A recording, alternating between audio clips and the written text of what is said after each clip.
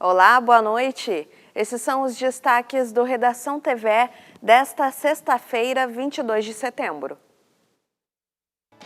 Volta da chuva agrava a situação de moradores das áreas ribeirinhas na região metropolitana de Porto Alegre. Saiba como fica o clima no Rio Grande do Sul durante a primavera que começa oficialmente neste sábado.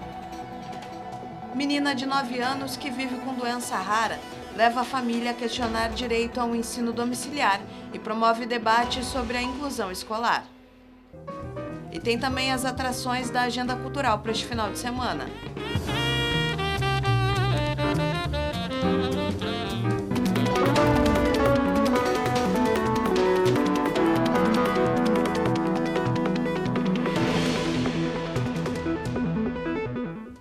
A chuva voltou a atingir forte a região metropolitana de Porto Alegre essa madrugada. Em alguns pontos, o acumulado chegou a 20 milímetros em apenas meia hora. Com isso, o nível das águas no delta do Jacuí voltou a subir. No município de Eldorado do Sul, a situação é preocupante. A prefeitura solicita doações para ajudar as famílias desabrigadas, principalmente por meio de alimentos e colchões. A Doralice hoje pegou carona de retroescavadeira para conferir como estava a situação na casa em que mora com uma neta autista de 6 anos, no bairro Sanssouci. Ela saiu de lá há mais de uma semana, porque a água começou a invadir. Foi morar com uma filha. Os móveis ainda estão a salvo, mesmo assim a tristeza é grande. Foi muito difícil para levantar, para arrumar essa casinha que já estava toda podre, e agora ver minha casinha estragando desse jeito. E ter essa criança autista dentro de casa e a minha filha desempregada está sendo muito difícil para mim. Hoje eu estou muito emocionada. E tu não ter condições de pagar um aluguel. Eu não posso sair daqui para pagar um aluguel. Eu preciso ficar aqui. Nesta madrugada, novo revés. A chuva forte fez a altura da água subir outra vez. Além do Sanssouci, os bairros Cidade Verde, Vila da Paz, Chácara e Picada estão entre os mais afetados. Os alagamentos começaram há 2 semanas. Foi no feriado de 7 de setembro, quando o nível do rio Jacuí atingiu mais de 6 metros, ultrapassando a cota de inundação. E a água não está escoando pelo Guaíba. Um dos motivos que não está escoando no momento é porque a Lagoa dos Patos está muito cheia, e também o Rio Guaíba. Como o Rio Guaíba deságua na Lagoa dos Patos, a água acaba ficando represada aqui em Eldorado do Sul. É complicado para a saúde essa umidade toda aí, todos esses dias, né? A gente já entregou para Deus. Mais de 1.000 moradores foram atingidos pelas inundações aqui em Eldorado do Sul. Pelo menos 40 pessoas estão no momento abrigadas no ginásio municipal, mas a maioria permanece dentro de casa por medo de furtos, mesmo quando a água já está assim ameaçando invadir as residências ou tomando conta de alguns cômodos. Hoje pela manhã entrou pelo banheiro e no meu quarto. Mesmo assim você não pensa em sair? Não. Por quê? Por causa dos assaltos, né? Já entrou dentro de casa e está vindo pelo ralo do banheiro, né? Ainda estamos tentando ficar dentro de casa, mas está difícil. Já a Virgínia não teve opção. Ela está no abrigo da cidade e conta que saiu de casa com o marido, os 3 filhos e a cachorra quando a água batia no pescoço. Estava bem no pescoço a hora que a gente saímos lá de baixo, lá na Vila da Paz. E os móveis, o que tinha dentro de casa? Perdemos tudo. Para atenuar os danos provocados pelas cheias, a prefeitura diz que está investindo na construção de galerias de drenagem embaixo da ponte do rio Jacuí. A previsão é de que a obra inicie até o fim do ano e seja concluída no primeiro trimestre de 2024. É uma obra que a gente vai investir mais ou menos R$1.200.000, que vai aumentar as galerias de escoamento. Então, pelo menos, poderá a água baixar mais rápido ou amenizar um pouco a altura da água, entende? Então, a gente está apostando muito nisso.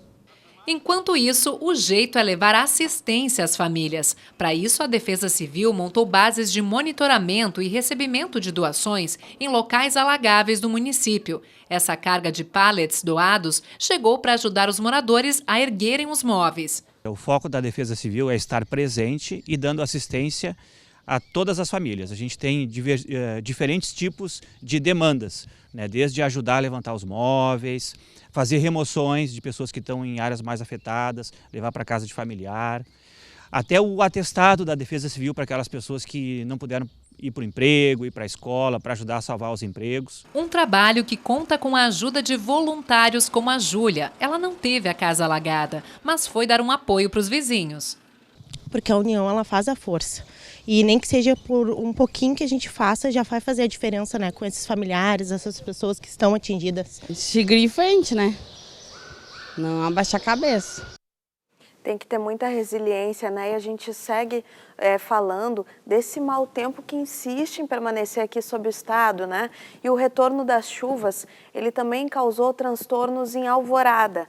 A água do Arroio Feijó tem se espalhado cada vez mais, cobrindo inclusive ruas e alagando casas. Quase 10 dias debaixo d'água.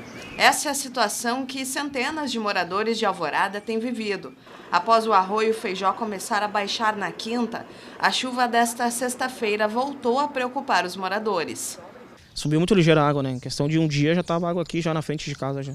Aí no outro dia já estava já dentro do pátio, quase subindo já para dentro de casa, subindo para dentro de casa, né? Faltou 2 dedos para entrar dentro de casa.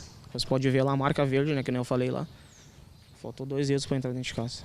Aí tem que levantar móveis, tem que... Estraga tudo, né? Depois para baixar de novo, é complicado. Os bairros Americana, Nova Americana, Sumaré, 11 de Abril e Cedro são os mais afetados pela cheia, que já atingiu 1.027 casas na maior enchente desde 2015 na cidade.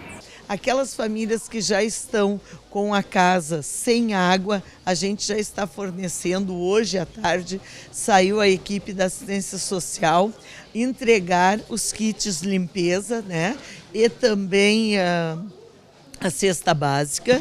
E aquelas famílias que ainda não conseguem mexer no seu fogão porque está em cima de pallet ou em cima de outro móvel, tem água dentro de casa, a gente continua encaminhando as marmitas. Nós fizemos 600 marmitas diariamente e temos muitas mãos trabalhando em doação. Entre os atingidos, já passa de 200 o número de moradores que precisaram se realocar para as casas de parentes e amigos. E 12 pessoas foram abrigadas no Centro de Referência de Assistência Social Cedro. E a gente hoje ainda permanece e vai permanecer enquanto precisar, porque, como a gente percebe, não parou de chover, não baixou o nível do rio, embora a gente tivesse tido uma esperança aí nos últimos dias com o calor, mas não baixou. Tá? A gente já teve depoimento de pessoas que tentaram fazer a limpeza e com as chuvas agora de ontem para essa madrugada já aumentou.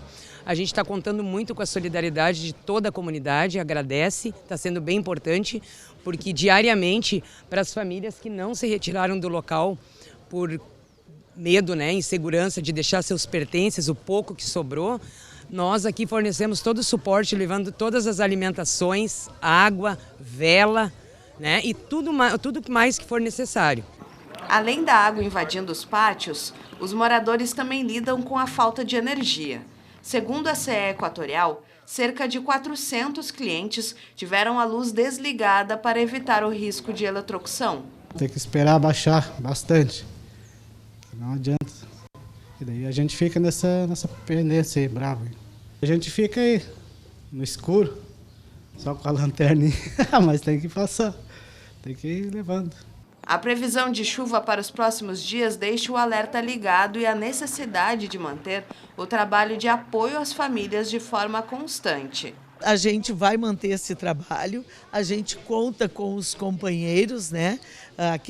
Aquele pessoal que está apoiando esse serviço e muitos voluntários, né? Então, o pessoal da assistência social visitando as casas, dando esse suporte lá. E aqui nós, no QG, que nem eu chamo, né? No QG organizando para que eles possam dar esse apoio. A população tenta se apegar à esperança de que a água baixe para não trazer prejuízos ainda maiores. Preocupação, né? Se não parar essa chuva aí, não sei o que vai ser de nós. Cada vez pior. Se não parar, não tem o que fazer. Esperar baixar é o que resta. E era isso, não tem o que fazer mesmo. Difícil, né? Esse inverno ele se despede sem deixar saudades para os gaúchos que neste ano sofreram com as chuvas, principalmente neste mês de setembro. A primavera ela começa oficialmente às 13h50 deste sábado e a expectativa é de que o mau tempo dê lugar a temperaturas amenas e tardes ensolaradas mais longas. A gente vai falar mais sobre essa estação com a meteorologista, a Kátia Braga, que se conecta conosco agora. Kátia, a pergunta que todo mundo quer saber, né? Pergunta de milhão. Esse tempo vai melhorar? A gente vai ter uma trégua finalmente dessas chuvas, né? Bem-vinda aqui ao Redação TVE. Olá, boa tarde a todos, quase boa noite. Olha, não tenho notícias muito boas, porque a primavera vai ser bastante chuvosa e quente. E o calor é combustível para as tempestades.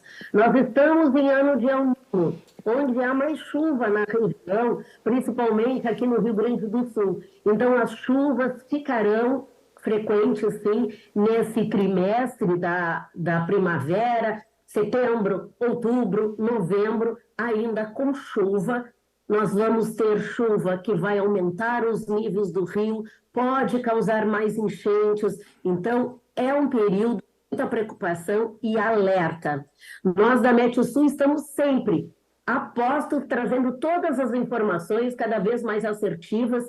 E o bom para a previsão do tempo é aquela previsão mais perto do evento. Então, tem que estar sempre ligado nas informações da Metsul, que vai trazer as informações fresquinhas para todos. Bom, essa primavera chuvosa nesses primeiros meses.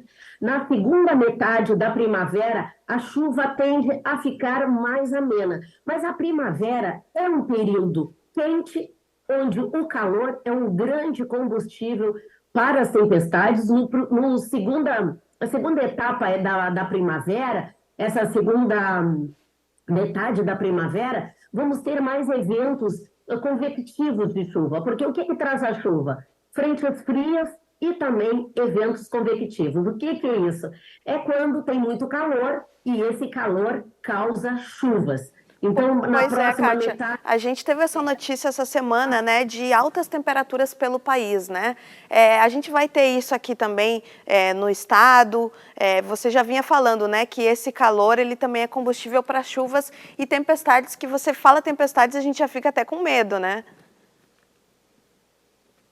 Exatamente. E é mesmo muito crítica a situação do Rio Grande do Sul, porque teremos, principalmente agora, aí, para os próximos 4 dias, teremos chuvas abundantes aqui no estado, na região da Campanha, na região da Costa Doce, com chuva em torno de 50 milímetros só para amanhã, sábado, primeiro dia da primavera. Para 10 dias de chuva, teremos chuvas acima de 100 milímetros.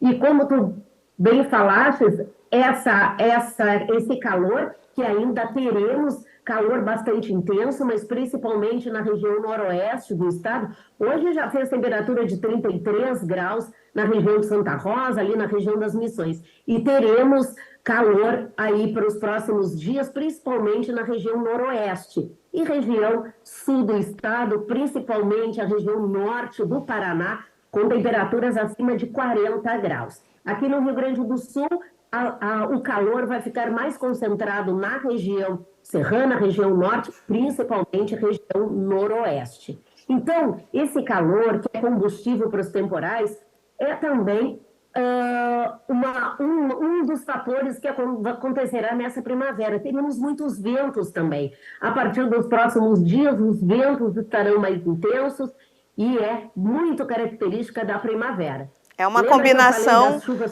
uma combinação que já deixa a gente com receio, né, Kátia? Mas é super importante você trazer também essa informação para a gente, de seguir acompanhando, né? Tanto no caso da Metsul, os alertas da Defesa Civil aqui do estado, né? De acordo com a sua região, para se preparar, porque os eventos realmente, pelo que você falou, eles vão ser bem difíceis, né? Frente já a tudo que o estado já vem enfrentando. Eu quero agradecer demais a sua entrevista, a Kátia Braga, que é meteorologista. Uma boa noite, um ótimo final de semana, Kátia.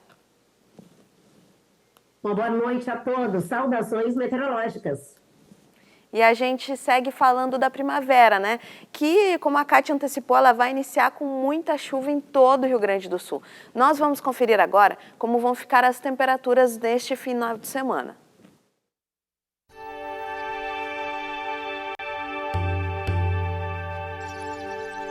O deslocamento de uma frente fria mantém o tempo instável em quase todas as áreas. No sábado, a chuva ocorre de forma intercalada, com períodos de céu nublado. Os maiores volumes de água devem se concentrar na metade sul. Na faixa norte, o sol aparece entre nuvens. Já no domingo, a área de instabilidade se espalha e deve alcançar até a altura da Serra Gaúcha. O avanço de uma massa de ar quente no noroeste do estado pode trazer marcas perto dos 35 graus na região das Missões e do Alto Uruguai, enquanto as temperaturas permanecem mais amenas nas demais áreas. Em Porto Alegre, o fim de semana inicia com variação de 17 a 23 graus e risco de chuva a qualquer momento. Mínima de 12 e máxima de 20 graus em Pelotas. E em Frederico Westphalen, os termômetros vão dos 20 para os 34 graus.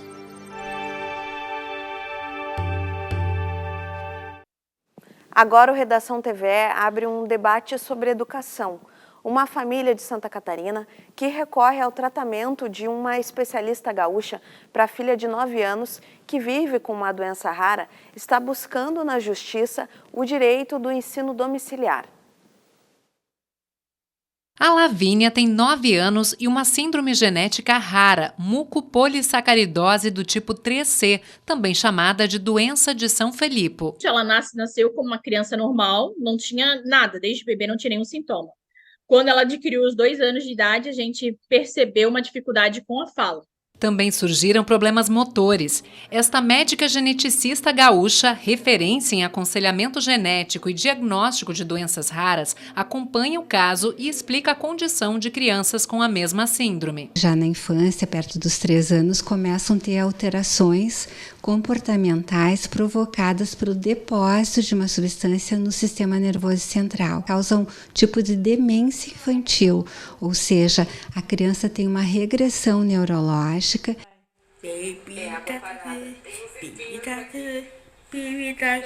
De 1994 a 2019, o Brasil teve 73 registros da doença, 12 deles na região sul. No caso da Lavínia, além da dificuldade na fala, os pais notaram que a filha ficou mais agressiva, deixou de memorizar informações e passou a apresentar problemas motores. O diagnóstico veio com 4 anos. A bacia dela começou a virar e as perninhas começaram a ficar para dentro. Ela está com 3 hérnias na coluna. É uma doença que não tem tratamento eficaz até o momento. A gente pode dar um suporte com alguns medicamentos, um suporte emocional, fisioterapia, mas curar essas crianças não, e elas vão a óbito de forma precoce. Terapias como psicomotricidade, fono, fisioterapia e psicóloga hoje fazem parte da rotina da Lavínia. Já a escola regular com acompanhamento de monitora ficou para trás. Este ano, o último colégio comunicou aos pais o desligamento da filha. Ela estava indo, tinha uma professora para ela, tudo, mas a professora só falava que a gente tinha que dar limite. Eu busco a felicidade e conforto para ela, ponto.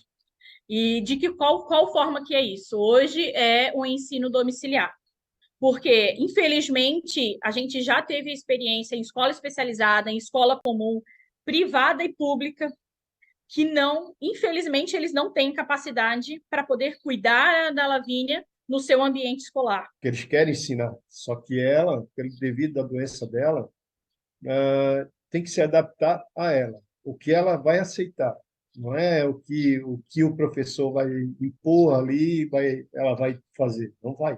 Com a gente, assim, com as pessoas que sabem lidar com a Lavínia, essa é a melhor parte de falar, ela sabe sim demonstrar muito afeto, muito amor, muito carinho pela gente. E como a educação é direito de todas as crianças e dever do Estado, os pais decidiram entrar na justiça para que o governo pague pelos custos da educação domiciliar. O que eles mais pedem, no entanto, é empatia e menos preconceito da sociedade. A gente sabe que a gente passa muito perrengue, passa até vergonha, na realidade, porque de uma hora para outra ela fica agressiva.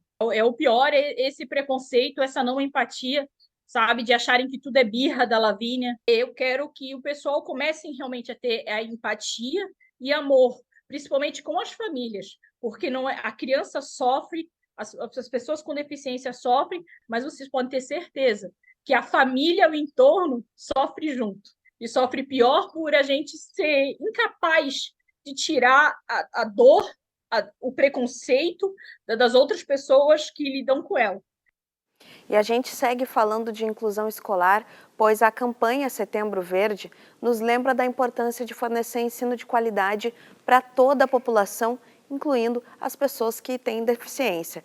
E a gente vai falar mais sobre esse direito com a professora Liliane Giordani, que é diretora da Faculdade de Educação da URGS, está comigo aqui no estúdio. Professora, a gente acompanhou esse caso, né, na reportagem da Dalva Bavaresco. Ele levou, né, uma situação do pedido dos pais para exercerem a educação domiciliar, né, tutelada pelo Estado. Eles estão reivindicando isso, mas na fala deles, né, eles mencionam que nem no ensino privado, nem no público, eles tiveram acolhida, né? Os problemas assim, para a inclusão realmente na iniciativa privada e no ensino público, eles são muito próximos? Quais são eles? Bem-vinda aqui ao Redação TV. Muito obrigada, e importante pauta, necessária pauta. Nós temos no território brasileiro dispositivos legais que nos dariam ou nos deveriam dar uma tranquilidade de um processo de inclusão e de direito à educação para todas as crianças, adolescentes e adultos. Nós temos os dispositivos legais, mas como a própria família aponta, nós temos lacunas importantes e necessárias para serem respondidas pelo poder público. E quando a gente fala em poder público, é escola pública e privada, porque o que regula a instituição escolar são as políticas de oferta de educação para todos. Então, nesse sentido, nós temos avanços importantes, eu destaco a Lei Brasileira de Inclusão de 2015, mas nós precisamos avançar nesse reconhecimento do direito com uma rediscussão do espaço escolar, que vai desde a arquitetura ao currículo, à formação de professores. É um conjunto, é uma rede de responsabilidade coletiva, que não é, obviamente, da família, mas é do espaço escolar. Na matéria, o pai fala, né, de que não é ela que tem que se adequar à escola, mas é a instituição que precisa se adequar e criar condições para cada sujeito, né? E ensinar a qualquer um sem deixar de ensinar a cada um. E assim a gente vem se preocupando como Faculdade de Educação, tu falavas na formação, em ampliar esse espaço de formação continuada para os professores, para além da formação inicial, um aperfeiçoamento contínuo, porque a gente deseja e quer que os estudantes estejam na escola. Entendo a questão da família, eu acho que é justa a reivindicação de que a filha seja feliz, todos os pais desejam isso para os seus filhos. E o cuidado, né, o zelo que a gente vê ali num processo já também de muito desgaste, né, que eles demonstram. Exato, mas a gente não pode abandonar o nosso compromisso de instituição pública formadora, no caso da universidade, formadora de professores, no caso do poder público que regula. Nós estamos entrando na discussão do PNE, né, a partir do ano que vem, encerra os 10 anos do Plano Nacional de Educação. Nós temos uma meta 4 importante e necessária para a implementação de políticas de inclusão e temos que agora construir um novo PNE. E esses dados e matérias, como vocês trazem hoje, são necessárias e importantes para poder pensar nessa escola plural, múltipla, que escuta e presta atenção nas diferentes formas de aprender, nas diferentes línguas, nos diferentes sujeitos, com a mesma dignidade que todas as crianças, adolescentes e adultos precisam para serem cidadãos desse país que a gente tem que valorizar. Professora, e a senhora falando, a gente fica pensando, né, que são vários níveis de investimento, né, tanto nos prédios, né, então reformas são necessárias, na formação, né, e aí o papel da universidade e também nesse cumprimento das leis, né, que muitas vezes os pais se veem muito isolados, né, pelo que a gente acompanha nas reportagens, a gente sente esse sentimento de isolamento desses pais, né. Exato, quando tu falas no direito ao acesso, a gente tem que incluir no acesso a permanência, a aprendizagem e a participação. E isso envolve a condição de acessibilidade arquitetônica, de currículo e de posição, né? E aí, quando a gente fala nisso, Eu acho que muito a gente tem ouvido, mas pouco feito com relação às posturas capacitistas. Então, todo o movimento anticapacitista para reconhecer a diferença como espaço de aprendizagem, talvez seja o nosso primeiro ponto. Antes, inclusive, da rampa, uma quebra da barreira atitudinal. Sim, quando a senhora fala capacitista, né, para quem não está tão habituado a esse termo, né, o que a senhora está se referindo? O capacitismo ele tem uma relação com o processo de discriminação pela condição intelectual ou física do sujeito. Então, são posturas discriminatórias perante a pessoas com deficiência. Sim, que podem ocorrer na escola também. Com certeza, na escola, no trabalho, na cultura, porque aqui a gente está falando de espaço escolar, mas vamos lembrar que as pessoas com deficiência, elas estão no mundo, têm direito à cultura da cidade, aos bens econômicos dessa cidade, então que a escola possa ser a porta de acolhimento para uma cidade educadora. Sim, dá o exemplo, né, como a Com gente certeza. diz. Muito obrigada, viu, pela sua entrevista, importantíssimo esse debate, né, professora, que a gente se compromete aqui a voltar a falar muitas vezes sobre esse tema novamente. Eu agradeço demais a diretora da Faculdade de Educação da URGS, a Liliane Giordani. Uma boa noite, um ótimo final de semana para a senhora. Muito obrigada e conte sempre conosco. Obrigada. E a gente segue agora para saber o que vai movimentar a cena musical neste final de semana. No domingo, a Escola de Samba Fidalgos e Aristocratas, aqui em Porto Alegre, vai realizar o primeiro piquete cultural, com oficinas, rodas de conversas e atrações musicais.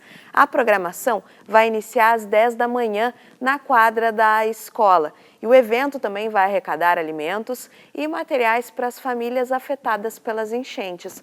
Nós vamos conferir outras atrações agora na nossa agenda cultural. Ela é bailarina. Nesta sexta-feira, às 8 da noite, Thiago Ramil comanda o espetáculo Sereno Canto, no Teatro São Pedro.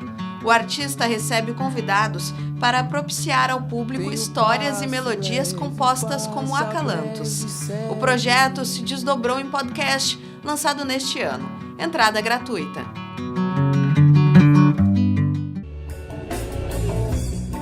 Também nesta sexta, às 8 da noite, a banda Oriundos do Gueto estará no Gravador Pub, com grupos que recém começam a trajetória. É o festival Sangue no Zóio 2, que soma iniciantes a artistas experientes. Os Oriundos do Gueto contam 6 anos de estrada. Atualmente gravam o primeiro álbum.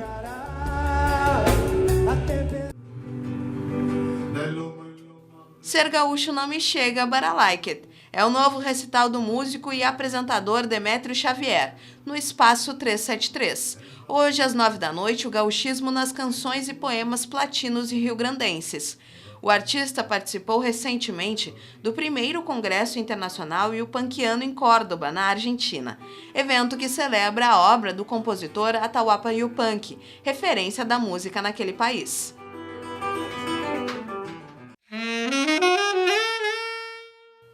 O saxofonista argentino Gustavo Musso faz show com músicos daqui, ao ar livre, no Instituto Ling, neste sábado às 4 da tarde. Trata-se do preview da 8ª edição do Poa Jazz, que deve acontecer em novembro na capital. O artista começou a tocar na infância. Conquistou reconhecimento como um dos melhores instrumentistas do país dele. Lançou 4 discos solo e contribuiu para mais de 50 álbuns. Também amanhã, mas às 9 da noite, o Kula Jazz sobe ao palco no Café Fonfon, música instrumental com estilo próprio. No repertório, principalmente composições autorais. O conjunto começa a gravar nos próximos dias o segundo álbum. A turnê O Mundo Canta Raça Negra passa pelo Auditório Araújo Viana. Será neste sábado às 9h30 da noite. Oportunidade para o público cantar e dançar os sucessos de um dos maiores grupos de samba romântico do Brasil. Quem adquirir ingressos solidários poderá ajudar as vítimas da enchente no estado. Eu vou seguir o meu caminho. Nós encerramos hoje com Thiago Ramil. Na sequência, tem as notícias nacionais do Repórter Brasil. Uma boa noite, um excelente final de semana para você e se cuide.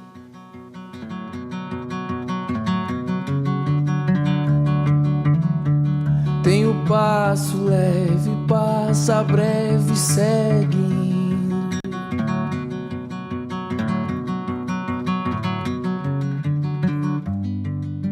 dançando pela rua, feito um pássaro que canta.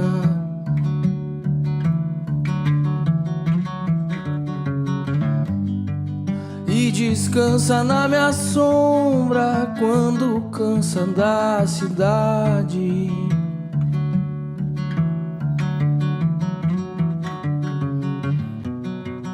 Eu nasci um pé de amora na praça da esquina.